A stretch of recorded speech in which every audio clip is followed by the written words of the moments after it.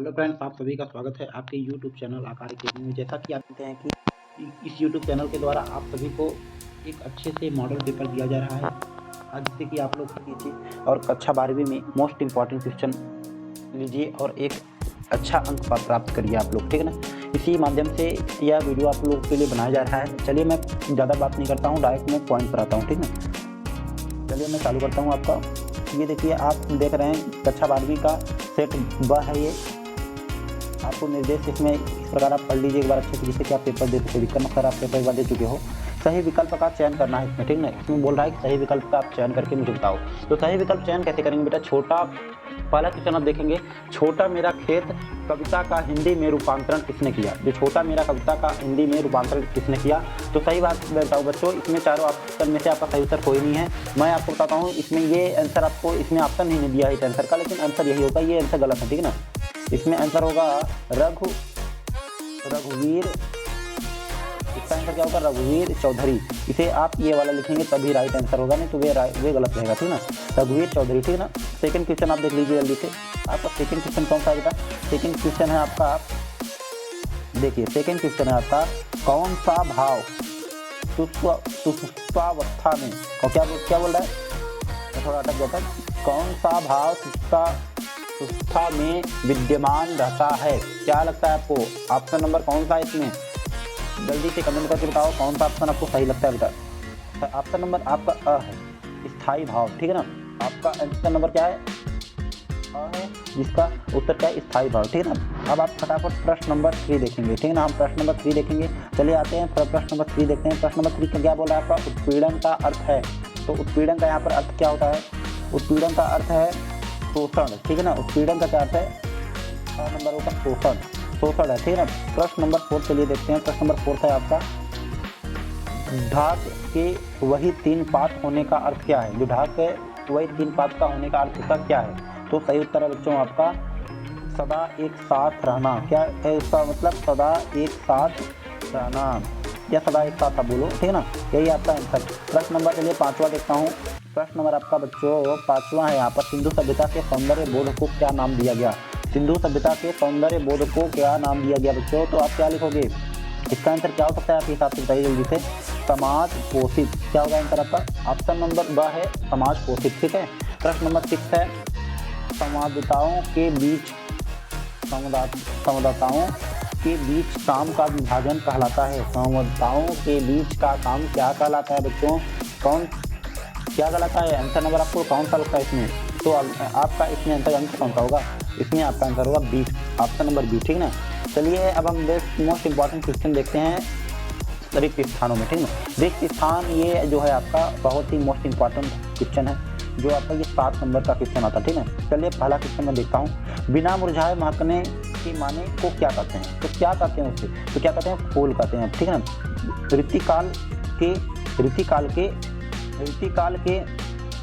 ऋतिकाल का एक अन्य नाम क्या होता है? ऋतिकाल का एक अन्य नाम क्या होता है? सिंगार काल, ठीक है। सिंगार काल होता है इसका।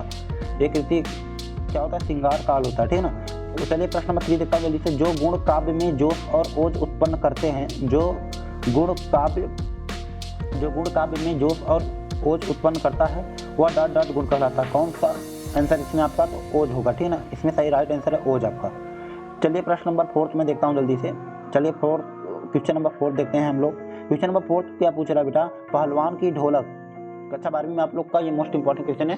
पहलवान की ढोलक पाठ की विधा डॉट डॉट है, कहानी की, व्यंग्य की, नाटक। क्या लगता है आपको? आप लोग भी कुछ कमेंट करके बताओगे ना, तभी ना मैं जानूंगा कि आपसे भी कुछ बनता है, ठीक है ना। तो जल्दी बताइए इसका क्या होगा आंसर। एक क्वेश्चन मैं आप लोग के लिए छोड़ दे रहा हूँ, ठीक है ना। प्रश्न नंबर 5 देखता हूँ। अब हम लोग देखेंगे प्रश्न नंबर 5, ठीक है ना। वाक्य शब्द समूह कितने प्रकार, वाक्य डॉट डॉट शब्द समूह है, तो क्या है बच्चों? आपको इसका आंसर क्या लगता है? जल्दी से बताओ, कुछ तो बताओ। प्रश्न नंबर 5वें का आंसर जानते हैं क्या होता है? सार्थक। क्या होता है? प्रश्न नंबर 5वें का आंसर होगा आपका सार्थक, ठीक ना। चलिए प्रश्न नंबर 6 देखते हैं। चलिए प्रश्न नंबर क्या करेंगे? प्रश्न नंबर अब हम 6 देखेंगे यहाँ पर, ठीक है ना। प्रश्न नंबर 6 देखेंगे। सौंदरलेगर डॉट डॉट भाषा के शिक्षक थे। कौन से शिक्षक थे वे कौन सी भाषा के शिक्षक थे? तो मैं आपको बताता हूँ इसका आंसर मराठी भाषा के शिक्षक थे, ठीक है ना। प्रश्न नंबर 7 है बच्चों आपका लास्ट क्वेश्चन इसमें। एक सफल साक्षात्कारकर्ताओं में डॉट डॉट होना चाहिए, पर्याप्त ज्ञान होना चाहिए कि सुंदरता होना चाहिए, अपर्याप्त ज्ञान होना चाहिए? क्या आपको लगता है?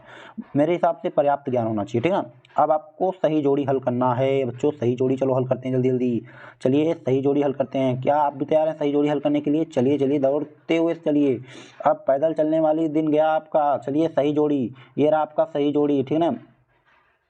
ये रहा आपका बच्चों सही जोड़ी, सही जोड़ी चलिए हल करते हैं फटाफट। सही जोड़ी है। चलिए पहला बताए कौन बताएगा? पहले का रुबाइयाँ, रुबाइयाँ का कौन सा होगा आंसर? कौन बता सकता है? देखता हूँ कौन बताता है आज। चलिए मैं बोलता हूँ कौन बताएगा। मैं बताता हूँ आप लोग को। रुबाइयाँ का पहले का आंसर ये होगा, ये होगा इसका पहले का आंसर, ठीक है ना। रुबाइयाँ क्या है? फिराक गोरखपुरी। रुबाइयाँ क्या होगा? फिराक गोरखपुरी। खंड काव्य क्या होगा? खंड काव्य क्या होगा बच्चों? तो खंड काव्य का क्या होगा? दूसरा नंबर है आपका पंचवटी। आप इसमें समझ जाएंगे ना, दूसरा नंबर है आपका पंचवटी, खंड काव्य पंचवटी, ठीक है ना। तीसरा है क्वेश्चन बेटा आपका, मेरी कल्पना का आदर्श समाज। मेरी कल्पना का आदर्श समाज क्या लगता है आपको? ये बाबा साहब अम्बेडकर जो है ना, यही हैं आपके बाबा साहब अम्बेडकर हैं, ठीक है ना। ये 3 हो गया आपका। अब चलिए चौथा देखते हैं हम लोग जल्दी से। इस चौथे का आंसर क्या हो सकता है? कौन सा आपको लगता है? आप ये इधर है, ये जो अंगा नंबर है इसका होगा ऑप्शन नंबर 3। इसका आंसर है इसका 3। रचना के आधार पर वाक्य कितने प्रकार के पूछ रहा है? तो रचना के आधार पर वाक्य 3 प्रकार के होते हैं, ये आपको भी पता है। चलिए ये इतना हमने देख लिया। प्रश्न नंबर जल्दी से 5वां देखते हैं। पंक्ति में दबे पाँव, सॉरी अतीत में दबे पाँव, अतीत में दबे पाँव क्या है? किसका है ये? क्या लगता है आपको? ये आपका 6 नंबर जो दिख रहा है ओम धानवी, इसका ये है आपका 6 नंबर, ठीक है ना, ओम धानवी। तो सॉरी 5वां नंबर है, ये मैं गलत कर दिया। 5वां नंबर ये ओम जो धानवी आपको दिख रहा है 5वां नंबर है, ठीक है ना। ये 5वां नंबर है बच्चों, अच्छे से देख लीजिए। प्रश्न नंबर लास्ट है आपका, प्रश्न नंबर 6, संचार माध्यम रेडियो। तो कौन सा होगा इसमें? तो ग नंबर होगा श्रव्य, ठीक है ना, श्रव्य होगा बेटा, श्रव्य। चलिए इसका मैंने बता दिया। अब फटाफट हम देखते हैं प्रश्न नंबर 4। चलिए चालू करता हूँ प्रश्न नंबर 4। प्रश्न नंबर 4 मोस्ट इंपॉर्टेंट क्वेश्चन के साथ मैं आपके साथ हूँ। आप लोग बार बार मैं बोल रहा हूँ सब्सक्राइब कर लीजिए। अब पढ़ाऊँ कि सब्सक्राइब बोलूँ ये नहीं समझ में आता, इसलिए आप पहले ही कर लो तो मुझे बोलना ही ना पड़े, ठीक है ना। चलिए पहला है, बच्चे निर्दयता के साथ किसके सामने आते हैं? तो इसका आंसर आप कैसे पाओगे? लास्ट में मैं बोल रहा हूँ, लास्ट में आंसर आपको मैं दे दूंगा, परेशान मत होइए। सुनहरे सूर्य के सामने मैं लिख दे रहा हूँ, आप लोग फटाफट कॉपी में लिखिए। सुनहरे पूछ रहा है बच्चे निर्दयता के साथ किनके सामने आते हैं? तो आंसर है बच्चों आपका सुनहरे। देखिए मैं लिख रहा हूँ सुनहरे, आप लोग अच्छे से देख लीजिए, मैं लिख के दे रहा हूँ आपको, ठीक है ना। सुनहरे, सुनहरे, सुनहरे मैंने लिख दिया। अभी और है आपके, सुनहरे है, फिर सूर्य है, सुनहरे सूर्य के सामने, सुनहरे सूर्य के सामने होगा इसका आंसर, ठीक ना। पहले का आंसर क्या होगा? सुनहरे सूर्य के सामने होगा, ठीक ना। आप लोग देख लीजिए इसको। देखिए अब आपका आ गया प्रश्न नंबर 2। प्रश्न नंबर 2 क्या बोला? अब मैं नाच्यो बहुत गोपाल में कौन सा रस है? अब मैं नाच्यो में गोपाल में कौन सा रस है पूछ रहा है। तो कौन सा आपको आंसर लगता है? मैं बोलता हूँ मैं बताता हूँ आपको, वात्सल्य रस। क्या होगा? वात्सल्य रस, ठीक है ना, वात्सल्य रस है बेटा, वात्सल्य रस, ठीक है। चलिए फटाफट प्रश्न नंबर 3 देखते हैं हम लोग, ठीक है ना। गुड़ धान का अर्थ क्या होता है? क्या कौन बताएगा बच्चा? गुड़ धान का क्या अर्थ क्या होता है? तो आप इसे अपने से लिख लीजिए, बहुत बड़ा है। भुने हुए गेहूं को गुड़ में मिलाकर बनाया लड्डू को ही कहते हैं, ठीक है ना। भुने हुए, सुन लो अच्छे से, भुने हुए लड्डू, भुने हुए गेहूं को गुड़ में मिलाकर बनाया लड्डू, ठीक है ना। प्रश्न नंबर आप फटाफट 4 देख लीजिए। डॉक्टर अंबेडकर किस मत के अनुयायी थे? ये जो डॉक्टर अंबेडकर हैं ये किस मत के अनुयायी थे? तो मैं बता रहा हूं आपको, फटाफट लिख लीजिए, बौद्ध। कौन से मत के अनुयायी थे? ये तो बौद्ध मता, ये बौद्ध मतानुयायी थे, ठीक है ना, बौद्ध मतानुयायी थे ये, ठीक है ना। फटाफट लिख लिए मतानुयायी, मतानुयायी, ठीक है ना, गलत मत कीजिएगा आप लोग। इतना आपने देख लिया। प्रश्न नंबर 5 है आपका बच्चों, क्या पूछ रहा है? प्रश्न नंबर 5 आपका पूछ रहा है तकनीक शब्द का पूरा नाम पूछ रहा है। ये जो है तकनीक शब्द का पूरा नाम पूछ रहा है। तो क्या है तकनीक शब्द का पूरा नाम? कोई आप लोग बताओ जल्दी से, कौन बच्चा बताएगा? परिभाषित शब्द है, ठीक है ना, इसका क्या होगा? परिभाषित, परिभाषित शब्द है, ठीक है ना, परिभाषित शब्द। कोई दिक्कत बच्चों आपको? कोई दिक्कत होना भी नहीं चाहिए, मैं एक एक क्वेश्चन आपको दे रहा हूँ, ठीक है ना।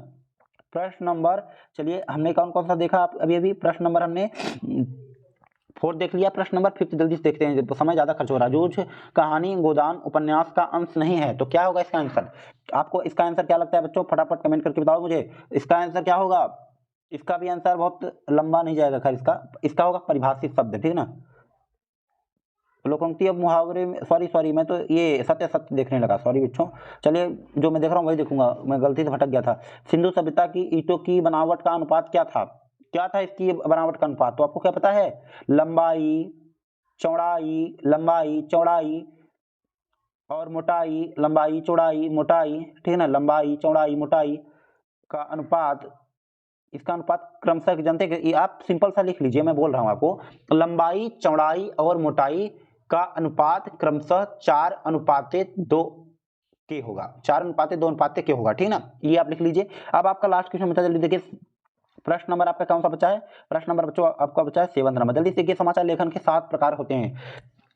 सॉरी फिर से मैं गलत कर रहा हूँ बेटा, क्या कहूँ, मैं पहुंच जाता हूँ आपके इसमें, मेरा मन इसमें लगा हुआ है। चलिए प्रश्न नंबर 7 देखिए, बाइट क्या है लिखिए, बाइट क्या है लिखिए। तो एक इसे आप फटाफट लिख लीजिए, मैं बोल रहा हूँ उसका, कंप्यूटरी तथा, लिखिए कंप्यूटरी तथा अंकीय संचार में, कंप्यूटरी तथा अंकीय संचार में, कंप्यूटरी तथा अंकीय संचार में प्रयुक्त सूचना का आधारभूत इकाई, कंप्यूटरी तथा अंकीय संचार में प्रयुक्त सूचना का आधारभूत इकाई। ठीक है बच्चों, इन्हें इतना आपने लिख लिया। चलिए फटाफट देखते हैं प्रश्न नंबर 5। प्रश्न नंबर 5, बस हमारा वीडियो बंद ही होने वाला है, आप लोग जल्दी सब्सक्राइब कर लो। सत्य एवं असत्य पूछ रहा है, सत्य एवं असत्य, तो जल्दी बताइए। प्रश्न नंबर 1 है आपका, राम की शक्ति पूजा कविता के रचनाकार निराला है, क्या लगता है आपको? ये सत्य है, ये सत्य है, पहला वाला सत्य है आपका। चंपू काव्य के अंतर्गत नाटक एवं प्रहसन आते हैं, क्या आते हैं कि नहीं आते हैं? ये आपका दूसरा नंबर असत्य है, ठीक है ना, दूसरा नंबर आपका असत्य है।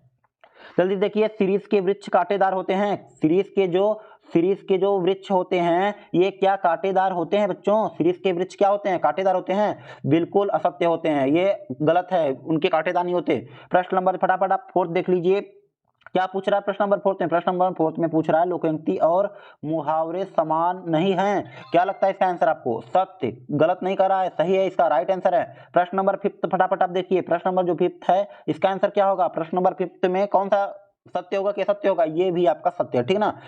जूझ कहानी गोदान उपन्यास का अंश नहीं है, सत्य है ये। समाचार लेखन जो है, समाचार लेखन के 7 प्रकार होते हैं, बिल्कुल सही बच्चों, बिल्कुल सही है ये। अरे बेवकूफ, असत्य है, क्या कहूं यार, बहुत गुस्सा लगाती है आप लोग यार, मतलब एक बात कोई समझते नहीं हो, सामने बैठे हुए फिर भी नहीं समझ में आ रहा है, शांति से बैठो। सॉरी बच्चों, आप लोग को निकाल, ये जो ऑफलाइन क्लास के बच्चे हैं इन्हें बोल रहा हूं, आप लोग अच्छे देखते रहिए। चलिए प्रश्न नंबर 6 है, ये जो प्रश्न नंबर 6 आपको दिख रहा है, देखिए फटाफट, ये जो बच्चों, ये जो प्रश्न नंबर 6 आपको दिख रहा है, प्रयोगवाद की कोई 2 विशेषताएं लिखिए, प्रवृत्तियां लिखिए, ये आप देख लीजिएगा, अच्छे से 2 अंक का प्रश्न है, बहुत इंपॉर्टेंट क्वेश्चन, जितने भी यहाँ पर मैं इंपॉर्टेंट क्वेश्चन दिख रहा हूँ, देख रहे हैं। अगर आपको इन सभी का बच्चों आंसर चाहिएगा तो इसमें कमेंट करिए, मुझे बताइए, तभी मैं आपको इसका आंसर फटाफट प्रोवाइड करता जाऊंगा। मोस्ट इंपॉर्टेंट क्वेश्चन इसमें, ठीक है ना, इंपॉर्टेंट से इंपॉर्टेंट क्वेश्चन है, आप लोग के लिए मैंने बनाया है, इसको आप लोग अच्छे देख लीजिए। इस पीडीएफ के द्वारा, पीडीएफ कहेंगे, क्वेश्चन कहेंगे, आप कोई भी हो, ये बहुत ही इंपॉर्टेंट, एक क्वेश्चन इंपॉर्टेंट क्वेश्चन है। आप लोग जल्दी से इस यूट्यूब चैनल को सब्सक्राइब कीजिए और अच्छे अंकों के साथ आप लोग एक बार पुनः एक अच्छा अंक प्राप्त करिए, यही मेरी ख्वाहिश है बच्चों, इसीलिए मैं लगातार आप सभी को पढ़ा रहा हूँ, ठीक है ना। आप लोग परेशान मत होइए, बोर्ड पेपर है मुझे पता है, लेकिन अगर आप परीक्षा किसके लिए कठिन होती है? जो नहीं पढ़ता है। आप लोग पढ़ रहे हो तो आप लोग के लिए परीक्षा नहीं कठिन है। चलिए धन्यवाद।